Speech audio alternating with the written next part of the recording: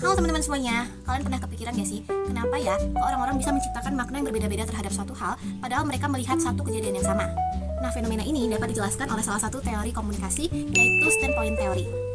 Jadi, standpoint teori ini bilang teman-teman, kalau cara pandang seseorang dalam melihat dunia itu tidak akan pernah sama dan tidak akan pernah netral. Hal ini karena cara pandang setiap individu itu akan dipengaruhi oleh posisi sosialnya, kayak oleh gender, pengalaman hidup, status atau kelas sosialnya, ataupun relasi kuasa yang dimiliki oleh setiap individu tersebut.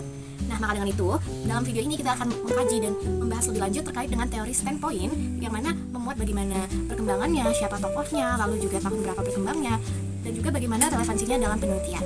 Secara historis, akar pemikiran teori standpoint ini dapat ditelusuri pada salah satu karya seorang filsuf bernama Georg Wilhelm Friedrich Hegel dalam karyanya yang berjudul Phenomenology of Spirit pada tahun 1807. Melalui gagasan ini, Hegel menunjukkan bahwa posisi sosial seseorang dapat membentuk cara ia memahami realitas. Dari sinilah muncul landasan awal bahwa sudut pandang orang yang tertindas dapat memberikan pemahaman yang berbeda dan lebih mendalam tentang masyarakat. Namun, jika kita berbicara tentang teori standpoint sebagai teori yang modern dalam kajian sosial dan komunikasi, maka perkembangannya lebih kuat terjadi pada awal tahun 1980-an. Pada masa inilah, Nancy Hartsock mulai merumuskan teori dalam kerangka feminisme yang lebih jelas. Tokoh yang paling sering dikaitkan dengan teori standpoint ini adalah Nancy Hartsock. Ia adalah akademisi feminis asal Amerika Serikat yang dikenal sebagai profesor ilmu politik dan women studies di University of Washington. Dari latar belakang ini terlihat bahwa Hartsock bukan hanya teoretikus komunikasi saja, tetapi ia juga pemikir politik dan feminis yang sangat berpengaruh dalam kajian pengetahuan dan kekuasaan. Nancy Hartsock disebut sebagai salah satu perintis utama teori standpoint modern, terutama dalam versi feminisnya. Artinya, ia bukan hanya satu-satunya tokoh, tetapi salah satu yang paling penting dalam merumuskan teori standpoint ini secara sistematis.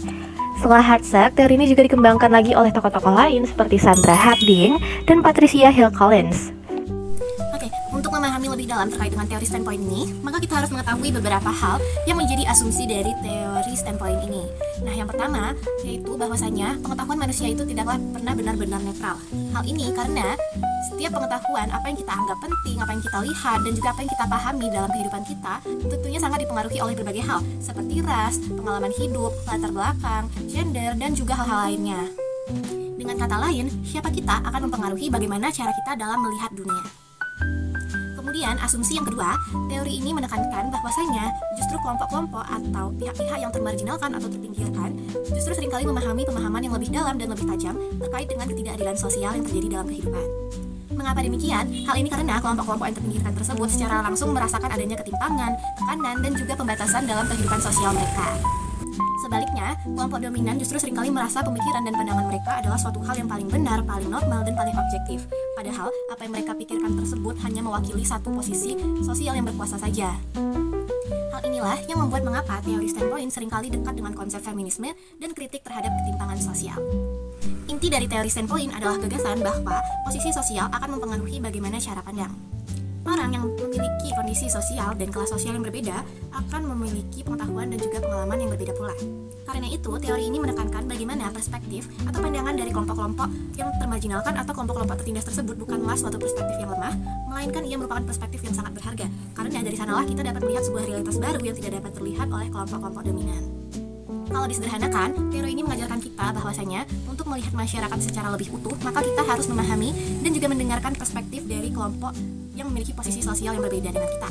Atau dengan kata lain, mungkin dapat mendengarkan bagaimana perspektif dari kelompok-kelompok yang selama ini jarang didengar atau yang terpinggirkan di dalam kehidupan masyarakat. Jika kita lihat bagaimana penerapan teori ini di dalam penelitian, maka teori ini seringkali banyak digunakan oleh para peneliti untuk mengkaji fenomena terkait dengan perempuan, pekerja, kelompok minoritas, ataupun kelompok-kelompok atau komunitas yang selama ini jarang didengarkan suaranya dalam kehidupan masyarakat. Dalam penelitian yang menggunakan standpoint teori ini, para peneliti tidak hanya melihat fakta yang ada pada permukaan saja, tetapi peneliti harus menggali pengalaman subjek penelitian secara lebih mendalam untuk memahami bagaimana posisi sosial dapat membentuk pengetahuan mereka. Teori standpoint ini pada awalnya diciptakan karena pada masa lalu sangat banyak sekali teori-teori yang lebih berpihak pada sudut pandang kelompok-kelompok dominan seperti laki-laki, kelompok kelas menengah, ataupun pada kelompok-kelompok yang memiliki relasi kuasa. Maka dengan itu, diciptakanlah teori standpoint ini untuk menentang dan mengkritik bahwa bahwasanya pengetahuan dan perspektif yang objektif tersebut seringkali diciptakan oleh kelompok-kelompok pada posisi sosial tertentu atau oleh kelompok-kelompok yang lebih dominan dalam kehidupan. Sampai saat ini, teori dari standpoint ini masih sangat relevan dan dapat digunakan dalam berbagai bidang kajian. Meskipun saat ini terjadi perkembangan zaman, seiring dengan perkembangannya zaman, semakin canggihnya teknologi, semakin banyaknya media-media baru, justru ketimpangan sosial tetap masih terjadi dalam kehidupan kita meskipun bentuknya telah berubah. Yang tadinya mungkin terjadi langsung dalam kehidupan sosial masyarakat, saat ini telah beralih dalam ruang media. Hal ini dapat kita lihat dari siapa yang dipercaya, siapa yang menjadi viral, siapa yang lebih banyak mendapatkan pujian di ruang media sosial tersebut seringkali dipengaruhi oleh kekuasaan, identitas, dan juga latar belakang yang dimiliki oleh pihak-pihak tersebut. Nah, sehingga dengan itu dapat kita lihat bagaimana saat ini orang-orang yang tidak memiliki kekuasaan, akses yang lebih maju dan lebih besar terhadap suatu hal seringkali terpinggirkan dan juga seringkali jarang dianggap di dalam ruang media tersebut. Jadi pada intinya, teori standpoint ini sangat menekankan bagaimana posisi sosial kita itu sangat mempengaruhi bagaimana cara kita dalam melihat atau memandang dunia. Dan dengan memahami teori standpoint ini, kita dapat belajar dan memahami lebih dalam terkait dengan bagaimana setiap suara yang ada dalam masyarakat itu sangat penting dan memiliki nilai. Terlebih suara-suara yang berasal dari kelompok-kelompok yang saat ini atau selama ini jarang didengarkan di dalam kehidupan sosial kita.